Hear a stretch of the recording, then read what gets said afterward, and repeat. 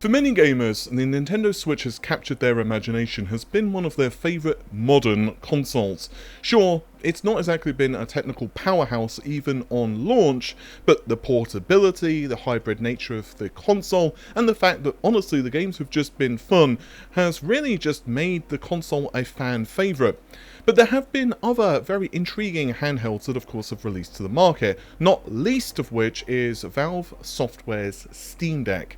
Now, to put not too fine of a point on it here, it's basically a portable gaming PC which runs Linux. Using some clever jiggery pokery, you're running at around a 10 watt power envelope and utilises the Linux operating system in combination with some other software to run many Windows titles pretty much flawlessly. The console was actually pretty powerful as well and can run games like Spider-Man for, well, of course, the former PlayStation game, now on PC, God of War, and tons of other titles like Cyberpunk. You will be running into some concessions here or there, and you're going to be almost certainly looking at a 30 FPS experience. But it's incredibly impressive what can actually be wrangled out of such modest hardware. So in this video then, I wanted to discuss some intriguing updates for the updated version of Nintendo's own hardware, as well as some curious bits and bobs I've been hearing regarding the Xbox Portable system. I'm also going to be throwing in a couple of miscellaneous things here as well, including some updates to the Xbox Series S memory allocation. And of course, we're going to get right into it after this message from the video's sponsor. Before we continue, I want to take a moment to thank today's sponsor, Crypto.com. Crypto.com is a centralized exchange where you can buy and sell 250 plus cryptocurrencies with 0% fee crypto trading. They also offer a crypto Visa debit card, which allows up to 5% cashback on purchases, and other nice perks like having access to airport lounges, access to Netflix, Amazon Prime, Spotify, and more, as well as all of the buying and selling features where you can buy at true cost. Crypto.com also offers services like trading and staking to earn additional revenue on your investments. You can also grow your portfolio by receiving rewards up to 14.5% on your crypto assets. Join 50 million plus users buying and selling 250 plus cryptocurrencies using our referral link, crypto.com/app/redgamingtech, which you can also find linked in the video description below. Let's start things out with the Nintendo Switch, shall we? Seems like a pretty good idea since honestly there have been so many damn rumours concerning this supposed hardware. Recently, Nintendo came out and stated that there's going to be no new successors to the Switch released this year, which of course possibly does leave the option for next year for them to launch the hardware. Nintendo also have stated in the past that the Switch 4K or the Switch Pro doesn't exist.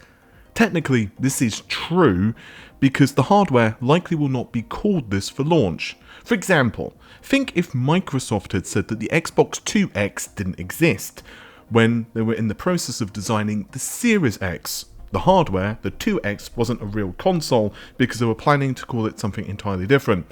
Yeah, sure, it's a play on words, but that's how two sources have explained things to me. Now initially, I had leaked that the Switch Pro, which I'll call this version for now because frankly, I have no idea what the real name for the system is called, was real. I've leaked details that it was using updated hardware based on Nvidia's later architectures, sporting Nvidia's DLSS technologies to boot. It was actually being tested internally by Nintendo, but then nothing. Literally the hardware was taken away from Nintendo's internal testers, and well, yeah, nothing really happened since. We know, quote unquote, this device was real because I was not the only one to leak it.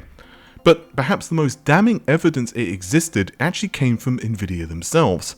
A hack from Nvidia essentially confirmed an internal DLSS version. For those who don't know, Deep Learning Supersampling, DLSS, basically turns a lower resolution image, say 1080p, to a higher resolution one.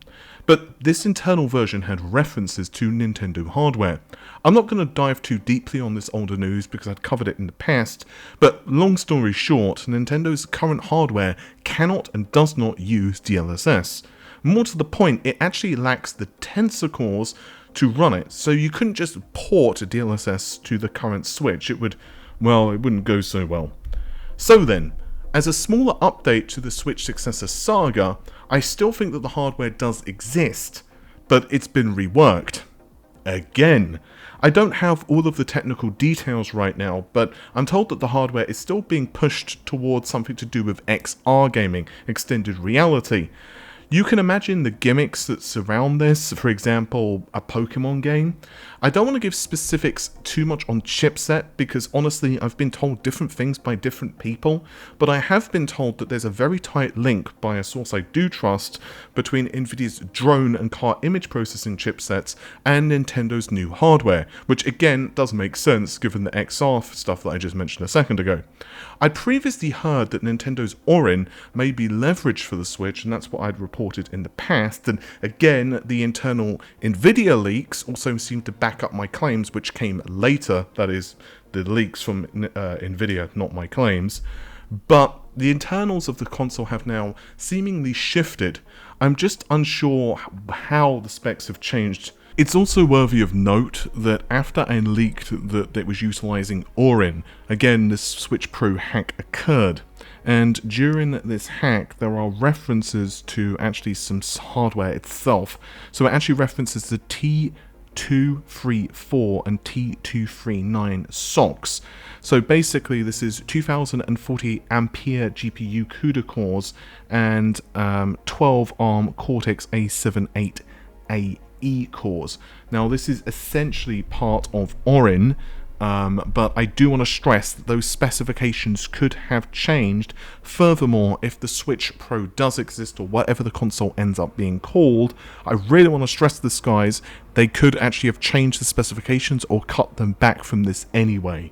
One thing is certain though, if you look at the Switch sales figures, they are starting to slow down. Now, this is not to say that the sell-through figures are poor. In fact, at last count, it's north of 100 million, which I'm sure you'll agree is pretty good going. Nintendo knows, though, that a combination of market saturation, plus also just stuff that's happening, for example, the Switch hardware itself becoming a bit long in the tooth, and other incoming competitors, we'll get into one of those in a second, actually, and it's a very interesting situation. I'll also note that attach rate is a very important metric here.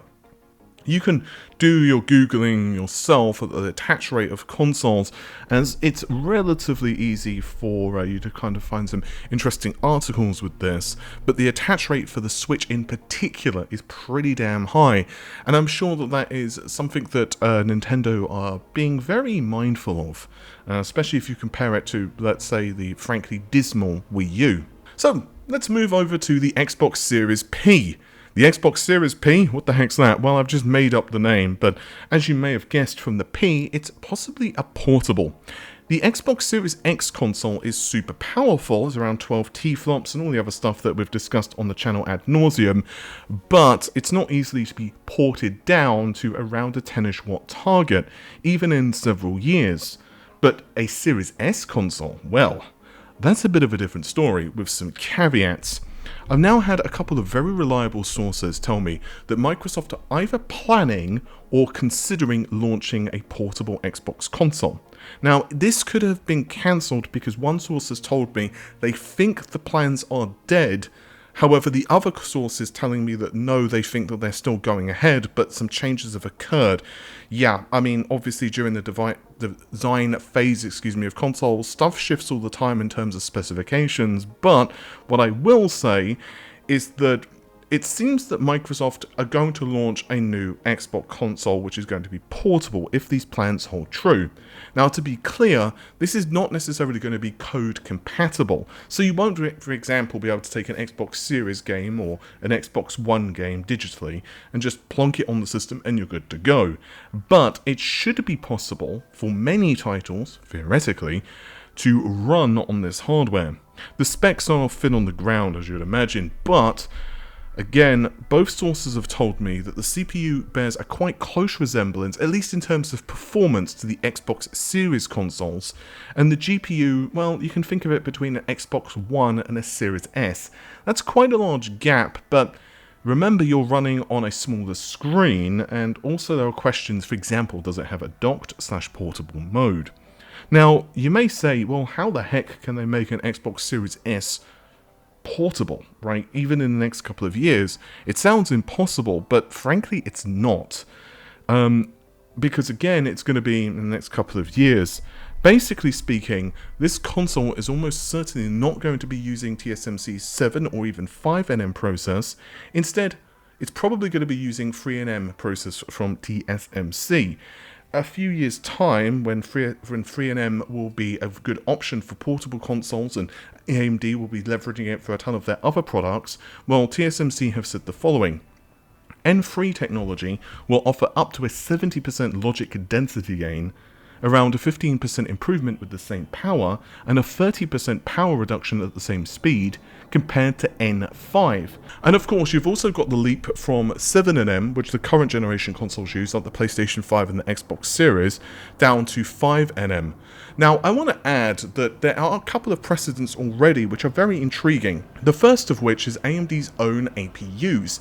If you've been following the channel for any length of time, you'll know that I've discussed Phoenix several times before, along with a ton of other AMD leaks. Phoenix, for those who missed it, is an APU, basically a combination of CPU, GPUs plus some other bits and bobs, and is targeting an early 2023 release. It sports 6 workgroup processors, 1536 shaders or ALUs, whatever you want to call them, and from early leaks from myself as well as others, we're looking at a GPU portion here capable of over 9 T-flops. This is with a much higher TDP configuration, several times higher basically than what you'd find in a handheld, but with lower GPU clocks. Remember, Phoenix allegedly can go over 3 GHz for its GPU, and a node shrink, plus console level optimizations. A Series S level of performance in a portable form factor doesn't sound that ridiculous anymore.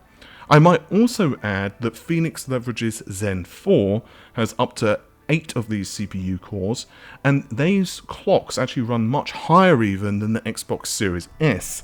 Long short, RDNA 3, which is what the Phoenix APU uses, doubles the number of ALUs per workgroup processor, so basically 256 versus 128 of RDNA 2.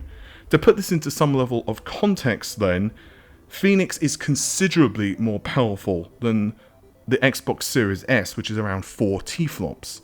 Basically, you're looking at 1280 shaders running at just 1565 MHz. So you're running at almost double the clock frequency with more shaders. Again, they would need to knock those number of shaders down, reduce the clock frequency, do quite a lot of optimization, and that's assuming they utilize Phoenix. AMD have future APUs, which Microsoft would know. Looking at the roadmap from AMD, Sony and Microsoft have a really good understanding of what AMD are doing.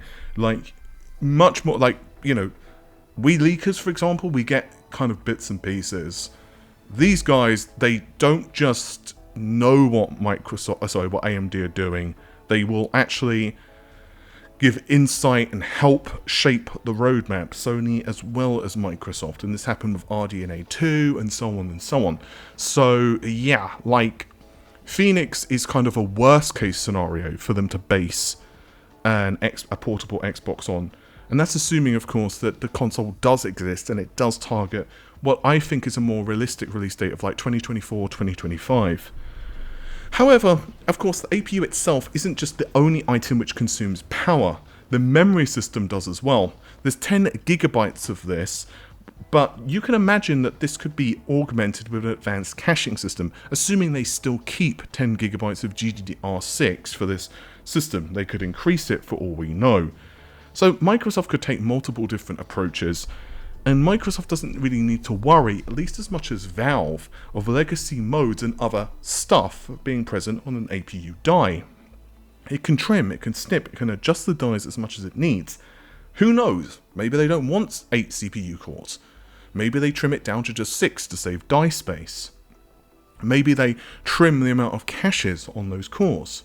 Maybe rather than Zen 4, they use Zen 4C, which is basically Zen 4, which is coming to desktop pretty soon, but long story short, it increases the L2 caches to our understanding anyway, makes a few other adjustments on the CPU, it's more power optimized, and perhaps most importantly, cuts the L3 cache. It's going to be part and parcel of the Zen 5 architecture, so basically you're going to get both of these cores with a big/little. It's a large, complicated topic, and I've leaked quite a lot about this previously. Microsoft could use 6 cores, and it would easily be enough to power an Xbox console, maybe with a little ARM-based processor to handle the OS. Who knows? I'm spitballing here.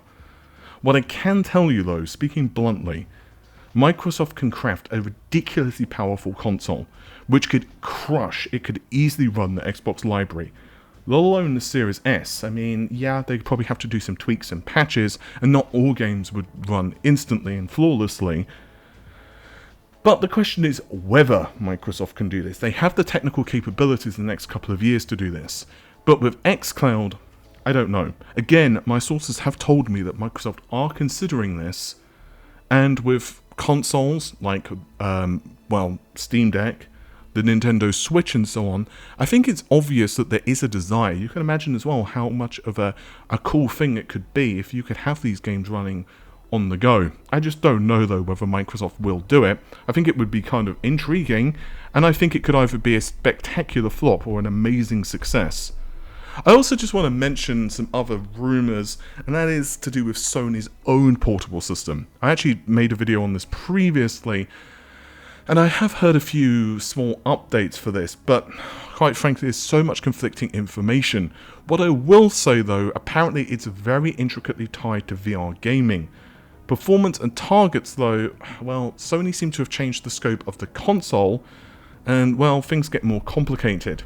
As for other stuff, I just want to mention that the PS5 Pro and the Xbox Series XX, whatever it's end up being called, I again heard both vendors are working on their upgraded systems, or at the very least internally exploring options. Price, supply chain, roadmap delays. After all, AMD will almost certainly be partners for both Microsoft and Sony again, and dozens of other factors will come into play here. For the PS5 Pro, I'd heard that the console was over double in performance, particularly in ray tracing, focusing predominantly on premium VR experiences. Microsoft's console will probably launch later, assuming there's been no changes. Again, I've discussed this previously in another video. You can search Red Gaming Tech PS5 Pro, and I'm sure it will pop up if we forget to link it in the video description. But, just to repeat myself, there have been tons of delays in availability for the PS5. It's getting better now, but yeah, at launch, good luck to you getting one. So, will Sony just say, screw it, we're going to scrap the PS5 Pro and then go pure PS6? Well, again, it's going to depend on technology. Will it be worth it for them to call it the PS6? What's coming out? What's their roadmaps for this stuff? And quite frankly, no one really 100% knows. I don't even think Sony are 100% on this right now. I also want to just throw this in just for a bit of a bonus. The Xbox Series S was recently announced by Microsoft to have its memory allocation changed a little. Now, Microsoft didn't send Phil Spencer around with a soldering iron. He didn't sneak into your house overnight. He didn't add in an extra RAM chip or anything like that. So the only way, of course, to give more memory to developers is to free up memory which is currently reserved for other things, i.e. OS and other, and just the general footprint. In Microsoft's own measurements, they said they've freed up hundreds of megabytes, which is great. I mean, more RAM is great, but hundreds can be 200 megabytes, 700 megabytes, 900 megabytes, what is it? A single source has told me they think the figure is around 250 to 300, but note, the figure could change. Microsoft could release another update which could increase the RAM available to developers further. It cannot shrink though. So if the figure actually ends up being less than this, my info's wrong. And obviously, you know, Microsoft, whether my figure's right or incorrect, Microsoft can't be like, you know what, we really need an extra like 100 megabytes and claw that memory back from developers. That just is not going to work. So then, I think that's just about it for this particular video. There are, as I said, some updates I want to release eventually for the PlayStation new portable, whatever that ends up being called. But, you know, I'm redoing that. So, I think that's just about it for this particular video. Hopefully you guys have found some stuff interesting here, and of course if you did, then you know what to do, because it is YouTube. Leave a like, of course, on the video, and also don't forget to check out our sponsor, which of course is linked in the video description. And I'm going to see you guys soon. Take care of yourselves, stay safe, bye for now.